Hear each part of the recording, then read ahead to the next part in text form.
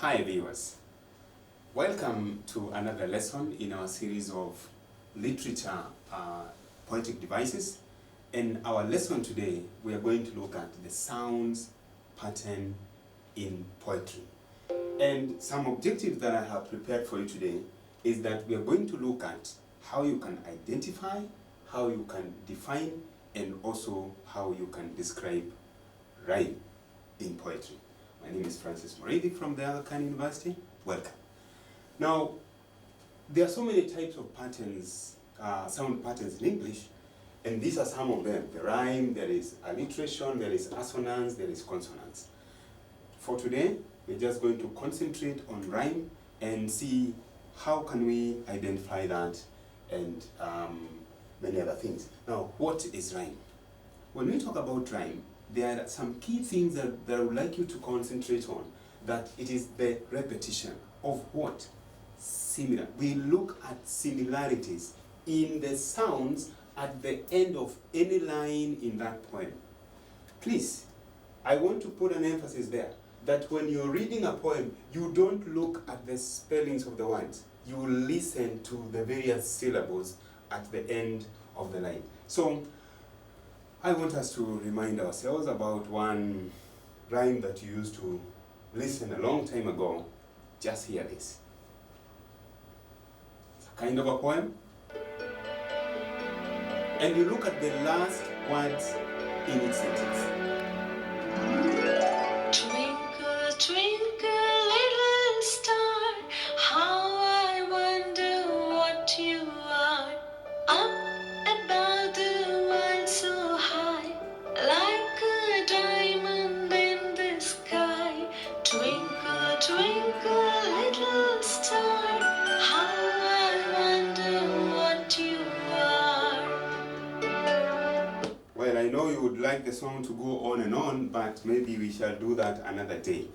Every poem has a song. Every poem has a rhythm. Why? Because of what we are going to discover is in fact of rhyme.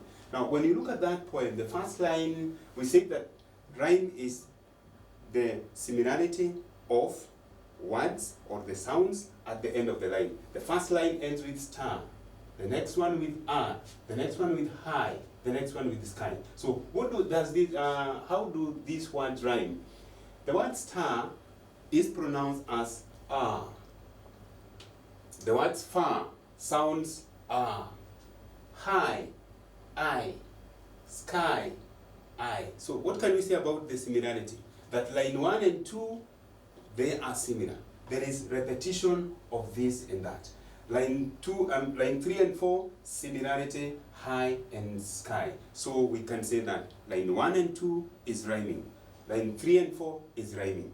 Now, when we are describing rhyme, there is a way in which we have some terminologies that we use, where we see that the pattern of repetition is somehow predictable. We say that that is a regular rhyme. For example, in our the poem that you are working with, you find that there is I. So probably we expect in the next stanza there will be a pattern of repetition of the first two, then the next two. But in some poems, examples we shall give maybe in our next lesson, is where there is complete irregularity and therefore there is no predictability in the rhymes. We shall look at some examples of that, but for today, I want you now to take your time and listen to this as we end this, and then you look at the very last lines, the very last sounds here, so that you can listen to those words and you will tell me whether they are actually going to rhyme. What is rhyming in this particular part of the poem? So remember, at every one time, we talk about the last words. When the blazing sun is gone, when he nothing shines upon, then you show your little light. Twinkle, twinkle, all the night. Twinkle, twinkle, little star, how I wonder what you are. So that is your task. You identify and describe the rhyme. I don't know, as you're working on it, what did you find that so many words in that poem rhyme? Well, hit on to this channel and you'll get more from me in our series of poetry. Thank you very much.